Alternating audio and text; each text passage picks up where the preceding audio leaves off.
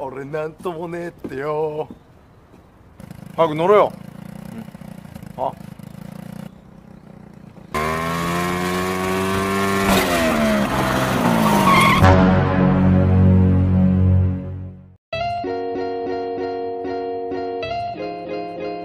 Kali ini saya akan merangkum film action berjudul Cross Zero yang dirilis pada tahun 2007 lalu. Tanpa berlama-lama lagi, mari kita mulai alur ceritanya. Film diawali dengan memperlihatkan sebuah sekolah SMA di Jepang bernama Suzuran, yang mana sekolah ini didirikan berdasarkan tidak ada alasan, karena selain para guru tidak pernah mengajar, dan para murid pun bisa seenaknya keluar masuk kelas, berpakaian tanpa aturan dan hanya gelut saja sepanjang hari. Kisah akan berfokus pada seorang murid baru bernama Takiya Genji. Dia seorang anak dari ketua Yakuza paling berbahaya di kota tersebut. Pada adegan ini Genji terlihat sedang menutupi nama seorang murid paling berkuasa di sekolah saat ini, dan menggantinya dengan nama dia sendiri, sebagai suatu simbol bahwa Genji berambisi besar untuk menjadi penguasa baru di sekolah Suzuran ini. Sementara itu kita akan melihat acara pembukaan tahun ajaran baru. Di situ ada beberapa staf guru dan para siswa baru. Dan saat ada seorang perwakilan siswa baru sedang membacakan sepatah dua patah kata, tiba-tiba langsung ada murid lain yang tiba-tiba menendangnya. Di mana murid tersebut dengan polontong mengatakan, bahwa untuk menjadi seorang pria sejati dibutuhkan mental dan tinju yang kuat. Dan dia berambisi untuk menjadi penguasa baru di sekolah Suzuran ini. Tiba-tiba muncul seorang murid baru lain yang bernama Hiromi. Di mana si Hiromi ini mengatakan bahwa si murid tersebut penuh omong kosong, hingga terjadi keributan di antara para siswa tersebut.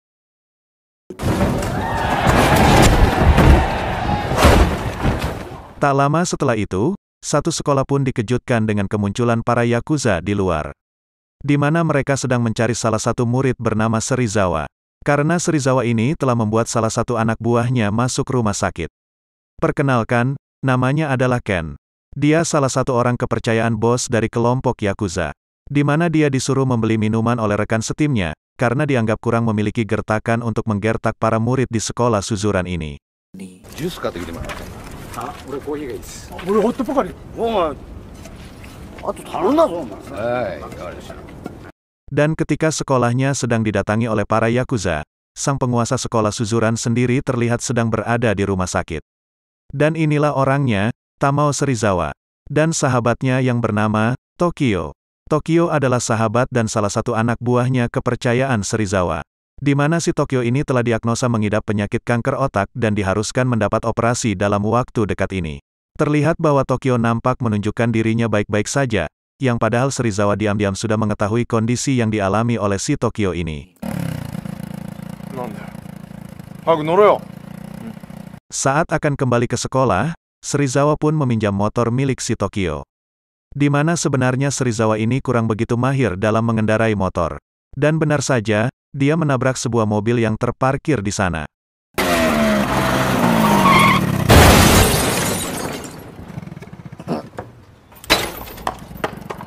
Tapi tak lama kemudian muncullah polisi yang sedang mencari Serizawa.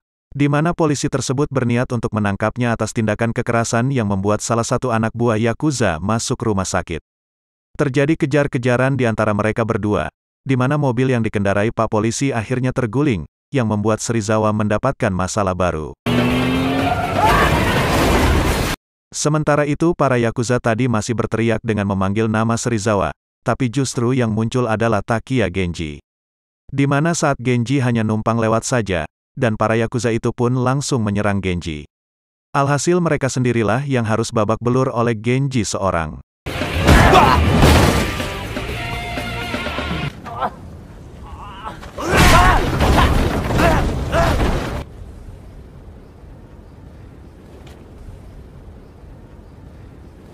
Saat Serizawa muncul, betapa kagetnya dia saat melihat para tamunya sudah babak belur oleh murid baru yakni Genji. Kemudian tak lama muncullah Pak Polisi tadi untuk menangkap Serizawa, hingga Genji akhirnya menyadari bahwa orang tersebut adalah Tamao Serizawa, sang murid terkuat di sekolah Suzuran ini. Tamao? So. Selanjutnya kita akan melihat Genji sedang berada di sebuah bar, di mana Genji ini sedang dekat dengan seorang gadis penjual sayuran yang bernama Ruka. Ini parasnya. Genji sendiri sebenarnya orang yang cukup baik dan tidak terlalu suka bertarung. Namun karena dia seorang anak ketua Yakuza di kota tersebut, membuatnya mau tidak mau harus bisa menguasai sekolah Suzuran, untuk menunjukkan kepada ayahnya bahwa dia cukup berpotensi untuk menggantikan posisi ayahnya kelak. Singkat cerita, esok pagi pun tiba. Ketika Serizawa dan gengnya sedang bermain ludo, tiba-tiba muncullah Genji yang langsung menantang Serizawa untuk bertarung. Namun beruntung Tokyo yang merupakan sahabat lama Genji waktu di SMP dulu, dengan cepat menahan Serizawa untuk tidak meladeninya.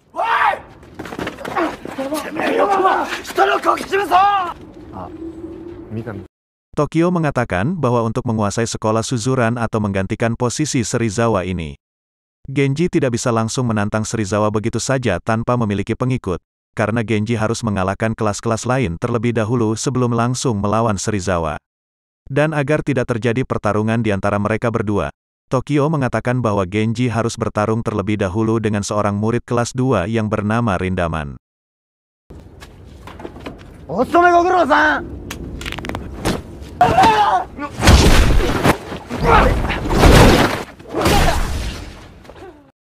Genji pun mulai mencari di mana keberadaan Rindaman kepada para murid di sana, di mana para murid tersebut mengatakan bahwa Rindaman adalah sosok monster yang mustahil dilawan.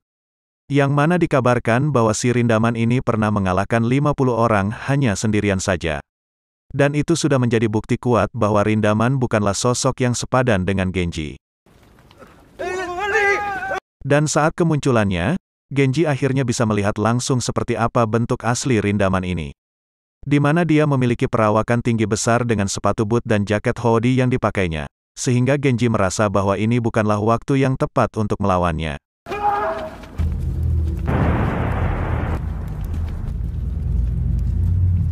Tak lama muncullah si Ken, sang anggota Yakuza paling culun tadi, di mana dia ternyata salah paham dengan menganggap Genji adalah Serizawa. Sehingga saat Genji memukul perutnya, si Ken langsung mengerang kesakitan yang membuat Genji kepanikan.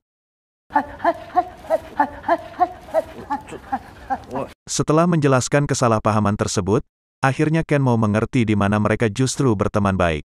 Dan ketika Ken mendengar curhatan Genji tentang keinginannya untuk menguasai sekolah Suzuran, Ken pun berinisiatif untuk membantu Genji.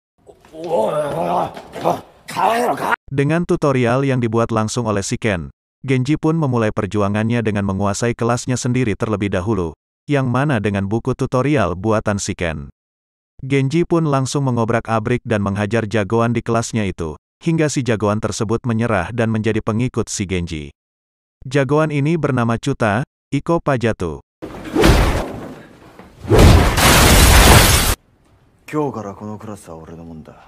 Dengan Chuta sudah di pihaknya, Genji pun diberi penjelasan tentang struktur kelompok terkuat di Suzuran. Dimulai dari kelas 2, sebuah kelompok geng motor yang diketuai oleh Bando. Tapi mereka tidak ada hubungannya dengan Suzuran, karena lebih fokus untuk menguasai jalanan ketimbang sekolah Suzuran sendiri. Selanjutnya ada kelas 1, yakni trio Ebizuka yang diketuai oleh Hiromi yang kita lihat tadi di awal film. Dia memiliki dua rekan lain yakni si Masker dan si Rambut Kepang 2. Lalu ada Rindaman yang pernah ditemui langsung oleh Genji tadi. Namun Chuta menjelaskan bahwa Genji tak perlu melawan Rindaman, karena dia lebih mirip seperti seorang monster yang berada di level lain dan menghindari pertarungan yang ada di Suzuran. Karena monster yang sesungguhnya adalah si Tamao Serizawa, ketua kelompok paling kuat di Suzuran yang memiliki anak buah yang banyak dan kuat-kuat. Di antaranya ada Tokaji, sang ahli strategi dan merupakan otak dari semua aksi yang dilakukan oleh si Serizawa. Kemudian ada si Soji, satu-satunya murid yang menguasai ilmu bela diri judo. Lalu Tokyo yang merupakan sahabat lama Genji waktu di SMP dulu. Dan terakhir ada Mikami bersaudara, yang baru saja bergabung dengan kelompok si Serizawa. Tapi dari semua jagoan itu ada satu jagoan yang sering dikalahkan oleh Serizawa tapi tidak mau bergabung dengan Serizawa. Namanya adalah Makise, ini orangnya. Dan dia memiliki satu kelemahan yang sebenarnya dimiliki oleh semua orang, yaitu wanita.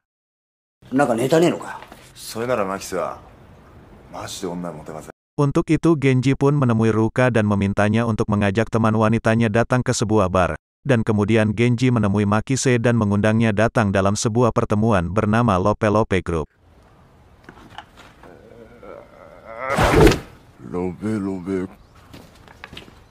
Gaya klasik ala mafia, Makise pun datang dengan begitu percaya diri, yang mana saat Ruka dan teman-temannya muncul, Makise seketika tak bisa menahan diri dan memuntahkan sedikit gumpalan dari dalam sarawanya. ユウです。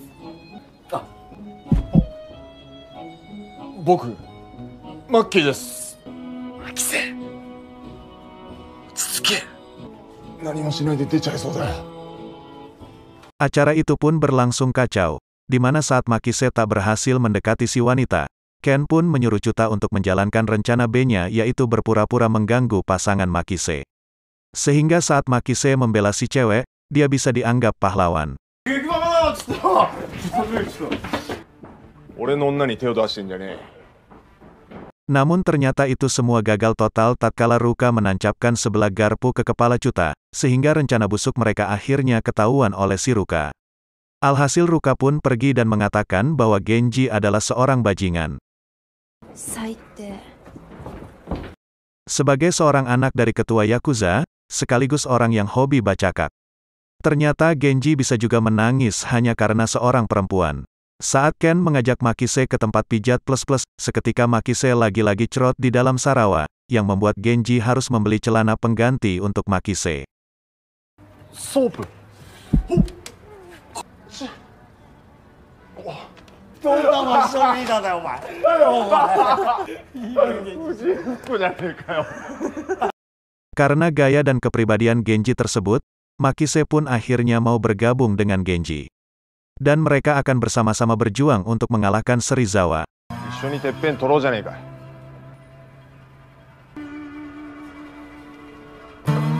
Setelah Makise bergabung, Genji pun menemui jagoan lain yang bernama Izaki, ini orangnya. Di mana Izaki ini terkenal dengan kecurangannya dalam bertarung, dan itu dibuktikan saat dirinya dengan sengaja mengepung Genji tanpa ada Chuta dan Makise bersamanya.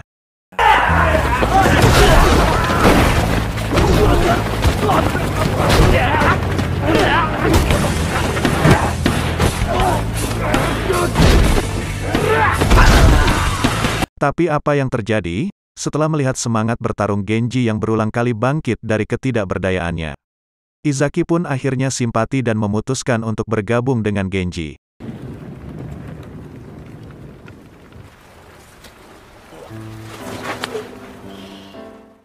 Dengan bergabungnya Chuta, Makise dan Izaki, Genji pun mendirikan kelompoknya dengan nama GPS, alias Genji Perfect Seiha. Di mana hal itu ternyata membuat Ken cukup senang karena bisa membantu Genji untuk meraih cita-citanya menjadi penguasa Suzuran. Karena dulu Ken tidak pernah bisa mencapainya waktu masih sekolah di sana. Suatu hari ketika Izaki sedang sendiri, muncullah Tokaji. Di mana dia diam-diam berniat menghancurkan kelompoknya Genji, tanpa sepengetahuan dari Serizawa.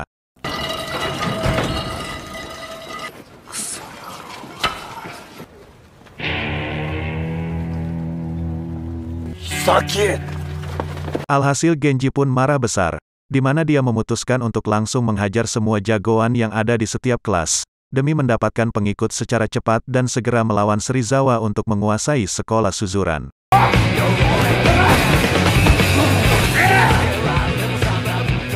Tidak puas dengan hanya menghajar Izaki saja, Tokaji pun kembali berulah dengan menjalin kesepakatan dengan si Bando, si ketua geng motor, yang mana Tokaji menawari Bando beberapa pengikut, asalkan Bando mau menculik gadisnya si Genji, yaitu si Ruka, tanpa dia memberitahu bahwa Ruka adalah pacarnya si Genji.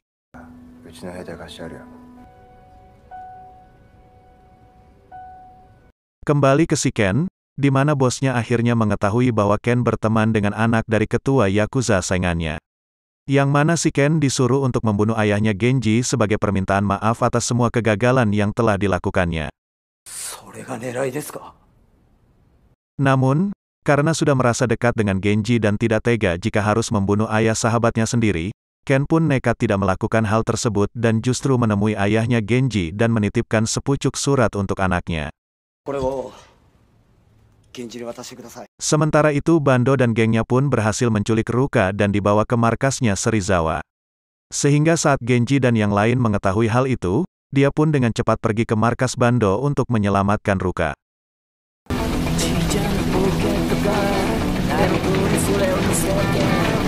Terjadi pertarungan antara gengnya Genji melawan geng motornya si Bando, di mana saat Bando muncul dia pun menjelaskan bahwa dirinya tidak mengetahui bahwa Ruka adalah pacarnya Genji. Hingga akhirnya terkuaklah bahwa Tokaji telah mengadu domba kelompok mereka berdua untuk kepentingan kelompok Serizawa. Namun, karena anak buah Bando telah babak belur oleh Genji dan kelompoknya, Bando pun meminta satu telinga Makise sebagai permohonan maaf atas semua keributan yang telah ditimbulkannya. Namun, sebagai ketua yang gentle, Genji memilih untuk memotong telinganya sendiri. Di mana hal itu merupakan sikap tanggung jawab seorang cowok sejati, dan karena melihat itikat baik dari Genji, Bando pun tidak membiarkan hal itu terjadi.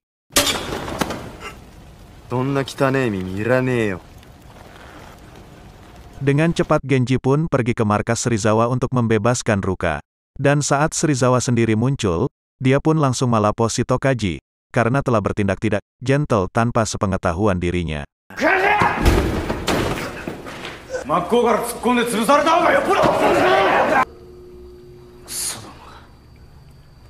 Saat Genji pulang ke rumah, sang ayah pun memberikan surat titipan dari si Ken, yang isinya tertulis agar Genji tetap semangat dan terbang seperti burung gagak Cross Zero. Genji!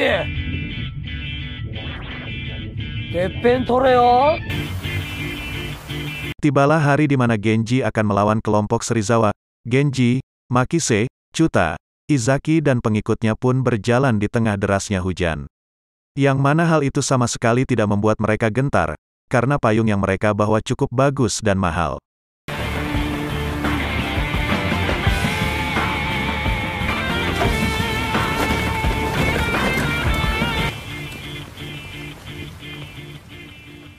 Di sisi lain kita akan melihat Tokyo sedang akan melakukan operasi, di mana dia dengan gagahnya memilih untuk berjalan sendiri menuju ruang operasi. Dan itu sangat cowok banget.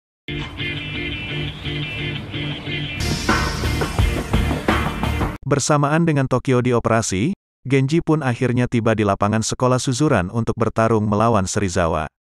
Yang mana saat waktunya dimulai, muncullah si Tokaji yang akhirnya dimaafkan oleh Serizawa dan dibiarkan untuk ikut bertarung dengannya. Dan saat waktunya dimulai, Genji pun teriak menandakan waktunya bacakak dimulai.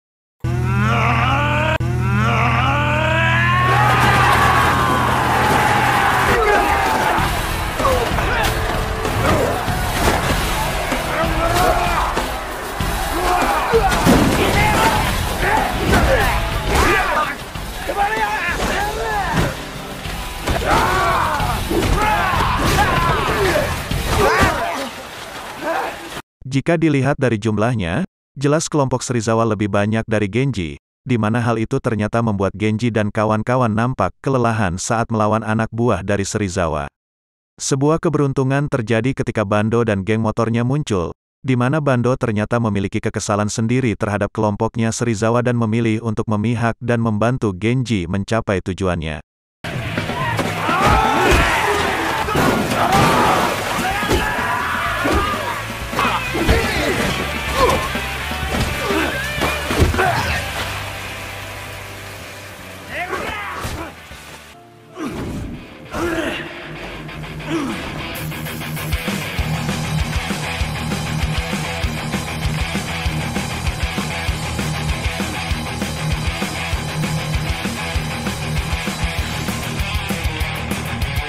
Setelah pertarungan berlangsung sengit, semua orang pun terlihat sudah tak berdaya terkecuali Genji dan Serizawa. Di mana Genji membetulkan rambut kerennya seolah dirinya hanya memakai sampo saja.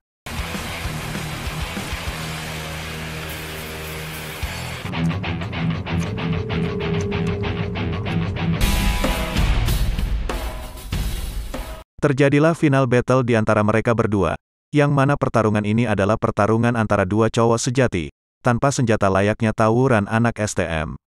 Di mana mereka hanya mengandalkan mental pukulan dan jiwa sebagai pria sejati yang sangat hakiki.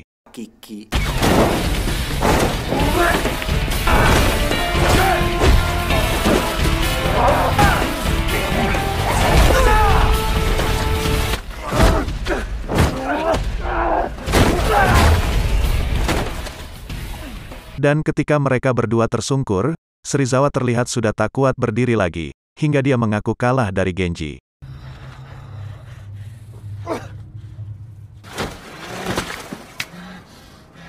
Sementara itu si Ken sendiri terlihat dibawa ke dermaga oleh bosnya, di mana bosnya memberikan jas kesayangannya kepada Ken, dan akibat menolak perintahnya sang bos pun terpaksa harus membunuh si Ken, sebagai contoh untuk anak buahnya yang lain. Saat sudah ditembak dan disipak ke dalam air, rupanya Ken ternyata masih hidup, di mana jas yang diberikan si bos ternyata anti peluru, yang akhirnya menguak sebuah fakta bahwa si bos masih memiliki hati nurani dengan membiarkan si Ken tetap hidup. Setelah Genji berhasil mengalahkan Serizawa yang notabene adalah terkuat di sekolah Suzuran, hal itu tidak berarti bahwa Genji telah menguasai Suzuran. Karena Genji harus melawan salah satu monster dengan level lain yakni Rindaman.